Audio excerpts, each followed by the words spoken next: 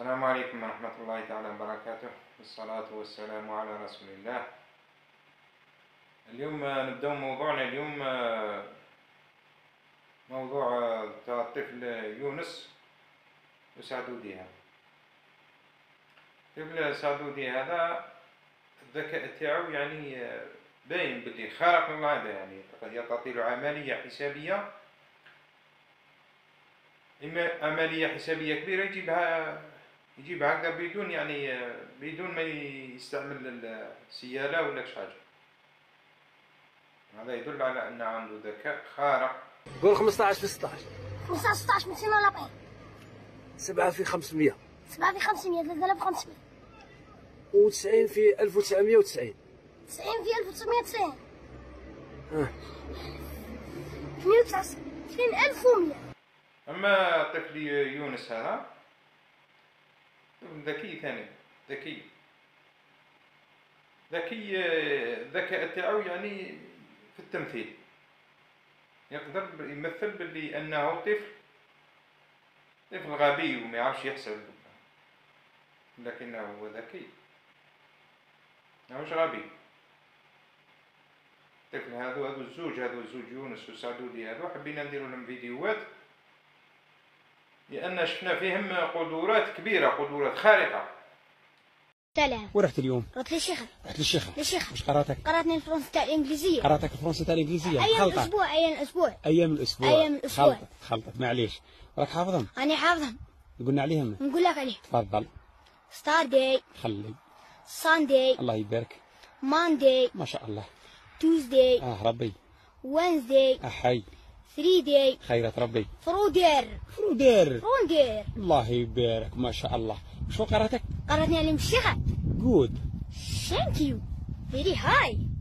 يعرفش يحسب ولا كش حاجة، يعرف يحسب، يعرف يقرأ الإنجليزية، يقرأ كلش. الدليل على اللي يتبع ويشوف الفيديوهات تاعو يعني يفيقلو. هذا الزوج ان شاء الله يكون عندهم نديرو لهم فيديوهات. انا واحد في نفسي عجبوني الذكاء تاعهم، يعني ذكاء ما شاء الله. كاين اطفال بزاف في الجزائر هكذا اللي عندهم ذكاء اكثر من هذا، يعني ما شاء الله عندهم ذكاء الله يبارك، ماهوش باينين يعني. ما كاش هذا الزوج لقاو اللي يبينهم للعالم.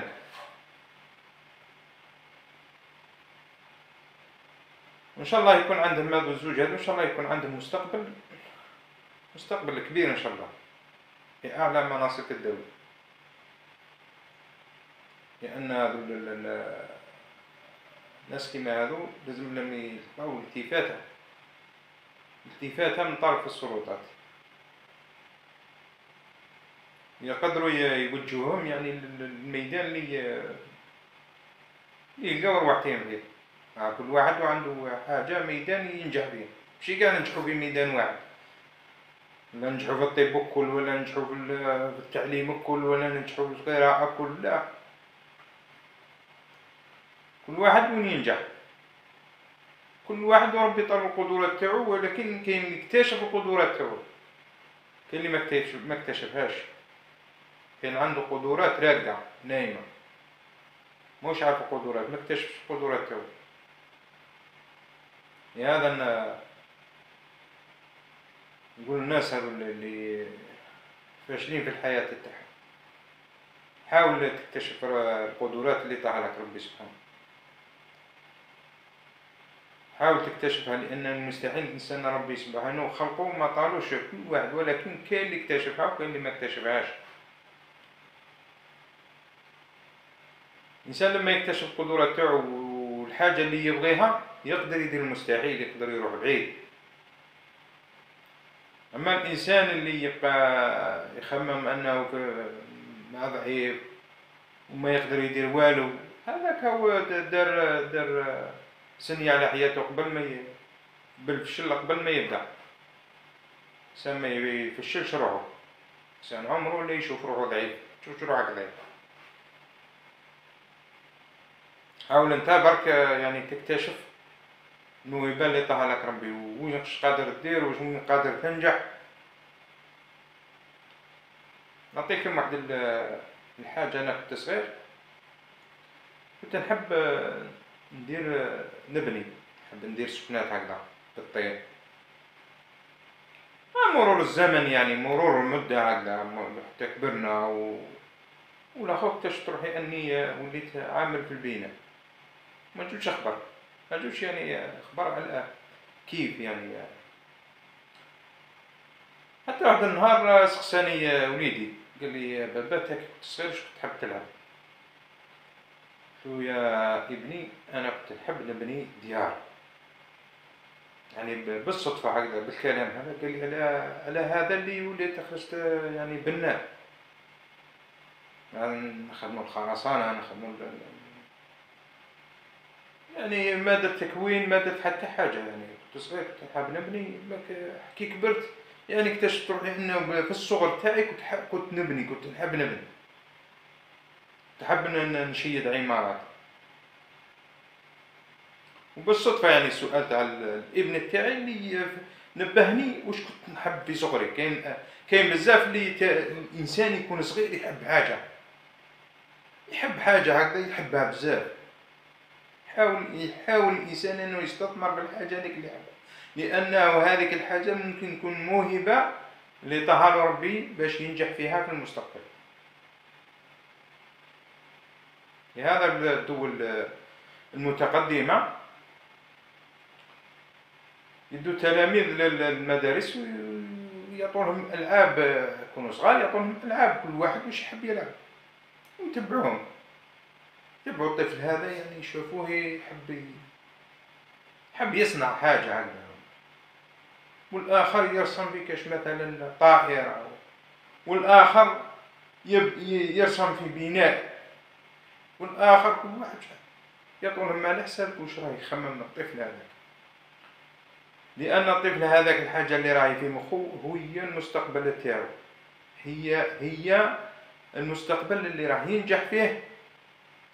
وبالفعل يعني نجحوا هذا هو المدارس هكذا في عند الأوروبيين والإيطاليين، هذا هو التعليم عندهم هكا. كل واحد الموهبة تاعو، والموهبة هذه تبدأ من الصغر، من الإنسان يكون صغير، يكون مازال يلعب، ثم تبدا تبان الموهبه. يعني الانسان هذا واش قادر يدير المستقبل هذا نوجه نداء يعني حتى للشباب هذا اللي ما نجحش في الدراسه تاعو، حاول انه كاين الدوله هي موفره مراكز التكوين المهني. مراكز التكوين المهني الانسان يروح يشوف التخصص اللي يحبه هو واللي قادر ينجح فيه ويدير التخصص اللي مليح، ويخدم على روحه بالطويله، يولي يفتح محل تجاري ويخدم ويشغل مع حتى ناس اخرين. انا نشوف في الشباب تاعنا اليوم تلقاه يخرج من القرايه وين يروح يخدم في الاشغال هذيك تاع الطرقات. يا مش عيب ولا على كل حاجه، ولكن الانسان مادام مازال صغير يحوس وعنده مثلا مستوى تاع ثانيه ثانوي ولا ثالثه ثانوي ولا حق للباك وما جابش الباك، يحوس على باش يبني المستقبل تاعو، يحوس على واش قادر يدير. كاين تخصصات بزاف في التكوين المهني، كاين تخصصات انسان بزاف من الشباب اللي نجحوا راهم لا باس عليهم، يشراو سياره وشراو سكنه وشراو اراضي وشراو، راهم في حاله يعني الحمد لله. ممكن حتى المعلم الاستاذ هذا بالك ممكن مش قادر يشري كيما داروا هما. ماشي معناتها نقصوا من قيمه المعلم. معلم يعني احنا ممكن نحترم المعلمين هذو والاساتذه ونعتبرهم هم الشمعة التي تضيء للناس، كما قال الرسول صلى الله عليه وسلم: كاد المعلم أن يكون رسولا. حديث ولا ما يعرفش يكون، نحترمه يعني هذا، ولكن ماشي كل راح نروحوا معلمين، وماشي كل راح نروحوا اساتذه، وماشي كل نروحوا نروحوا للطب، وماشي كل واحد عنده مجال ينجح فيه.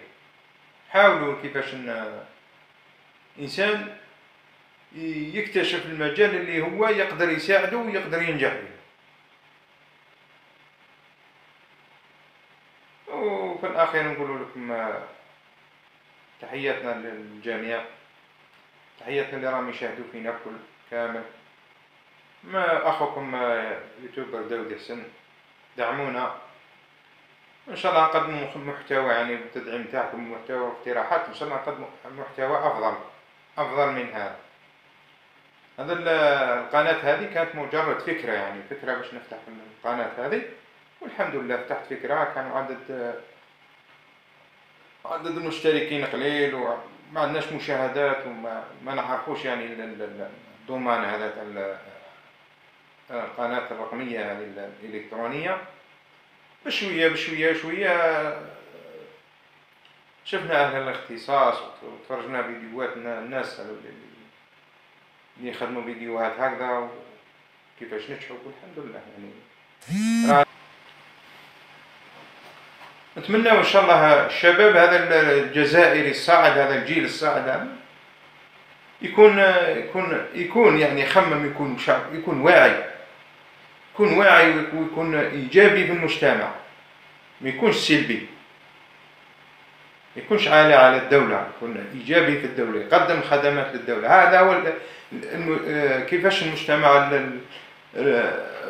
الاوروبيين هذول مجتمع ايجابي، ترباو على الايجابيات مش السلبيات. هذه اللي يقدروا ينجحوا، كل واحد في المجال تاعو وين ينجح. شي يشرب الكاشيات ويبلع الكاشيات والزطلة ويعمر راسو ويخرج مع كامل وريو كيسيلو ويتلاوح في الطرقات، وبعد مع الاخر يروح للحباس ويولي يسرق ويدير امورات ماشي مليحة.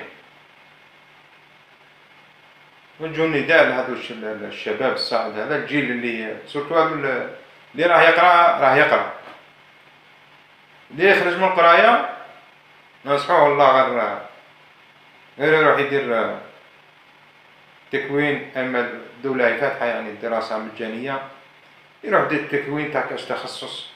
كاين تخصصات بزاف اللي راهم مطلوبين حنا بلادنا، مثل التخصص تاع الكليماتيزور هذا والثلاجة كهرباء السيارات. تروح لواحد كهرباء السيارات تلقاه عنده لاشين. لا ما كاش الناس اللي عندهم شهادات تاع دبلوم في هذا بزاف، تلقاه قاعد ما يخدم ما والو، وقاعد ما عنده حتى حاجة، ما يروحش يدير شهادة. أنا ما تروحش دير شهادة، تنفع روحك تنفع الأسرة تاعك وتتزوج وتبني دار، واللي عندك مستقبل تولي إيجابي في الدولة تاعك.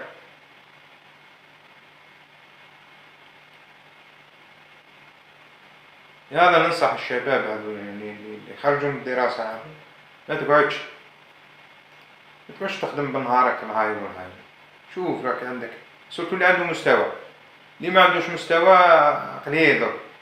اللي عنده كانوا بكري كانوا ما يقراوش وكانوا كذا، بصح دوكا تلحق للترمينال بزاف. هذو اللي يلحقوا للترمينال ثانية ثانوي أول ثانوي، روح دير تخصص تنجح ليك، تلقى دراهم، تجيب دراهم بعرق جبينك، تنفع المجتمع، تنفع كلش، تنفع روحك وتنفع الناس. خير من اللي تريح، وخير من اللي تروح تشرب الزطلة وتشرب كذا وتشرب كذا، تحرق حياتك وانت صغير. وفي الأخير نشكركم، والسلام عليكم ورحمة الله تعالى وبركاته.